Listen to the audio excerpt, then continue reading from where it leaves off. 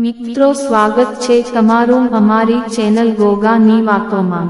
મિત્રો શ્રાવણના પહેલા દિવસે આ 7 વસ્તુઓમાંથી કોઈ પણ એક વસ્તુ લાવો ઘરે, આખું વર્ષ ભગવાન શિવ રહેશે પ્રસન્ન। ભગવાન શિવનો પ્રિય મહિનો શ્રાવણ 2024માં 5મી ઓગસ્ટથી શરૂ થઈ રહ્યો છે। શિવભક્તો માટે શ્રાવણનો મહિનો ખૂબ જ ખાસ હોય છે। આ દરમિયાન ભોલેનાથની પૂજા સાથે કાવડ યાત્રા પણ કરવામાં આવે છે। આ મહિનામાં ભગવાન મહાદેવની ભક્તિભાવથી પૂજા કરવાથી દરેક ક્ષેત્રમાં સુખદ પરિણામ મળી શકે છે। વર્ષ 2024માં શ્રાવણ મહિનાના પહેલા દિવસે સર્વાર્થ સિદ્ધિ યોગ છે અને સોમવારથી શ્રાવણ પણ શરૂ થઈ રહ્યો છે। આ શુભ સંયોગમાં જો તમે ભગવાન શિવ સાથે જોડાયેલી વસ્તુઓ ઘરમાં લાવશો તો ભગવાન શિવની પરમ કૃપા તમારા પર વરસી શકે છે। ચાલો જાણીએ આ વસ્તુઓ વિશે। રુદ્રાક્ષ ઘરે લાવો, તમને થશે આ ફાયદા। શ્રાવણના પહેલા સોમવારે જો તમે રુદ્રાક્ષ ખરીદીને ગળામાં પહેરો છો તો તમને ભગવાન શિવની કૃપા પ્રાપ્ત થાય છે। રુદ્રાક્ષ ધારણ કરવાથી તમારા સ્વાસ્થ્યમાં બદલાવ આવે છે અને ભાગ્ય પણ તમારો સાથ આપવા લાગે છે।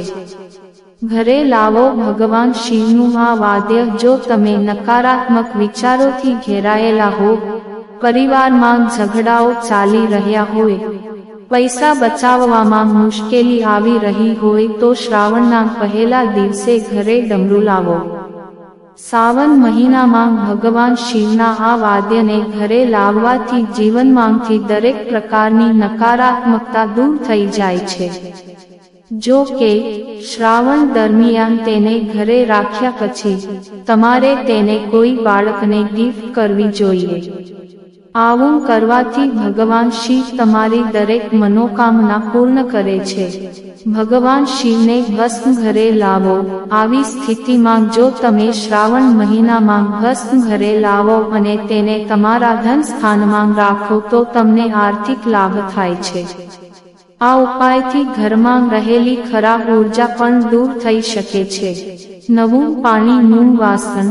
શ્રાવણ માસના પ્રથમ દિવસે શિવલિંગનો જલાભિષેક કરવા માટે તમારે તાંબા, પિત્તળ કે ચાંદીનું વાસણ ખરીદવું જોઈએ। શ્રાવણના દરેક સોમવારે તમારે આ પાત્રથી શિવલિંગનો જલાભિષેક કરવો જોઈએ। આમ કરવાથી તમને આર્થિક પ્રગતિ થાય છે।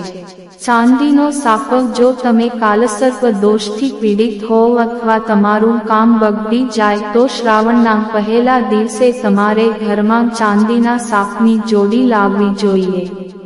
આ પછી તમારે શ્રાવણમાં સાફોની પૂજા કરવી જોઈએ અને શ્રાવણ પછી તેમને શિવ મંદિરમાં રાખવા જોઈએ।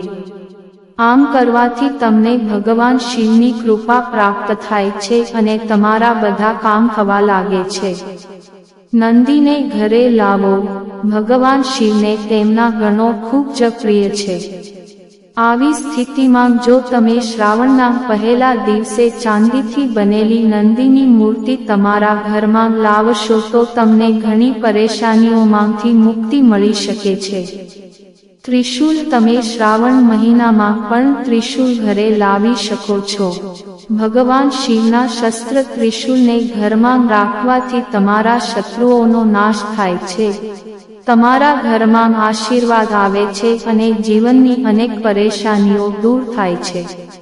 મિત્રો કોમેન્ટમાં જય ગોગા મહારાજ લખો। આશા રાખીએ છીએ કે તમને આ માહિતી પસંદ આવી હશે। ગોગાની વાતો ચેનલને સબસ્ક્રાઇબ કરવાનું ભૂલશો નહીં। તમે વિડિયો પૂરેપૂરો જોવા બદલ તમારો ખૂબ ખૂબ આભાર।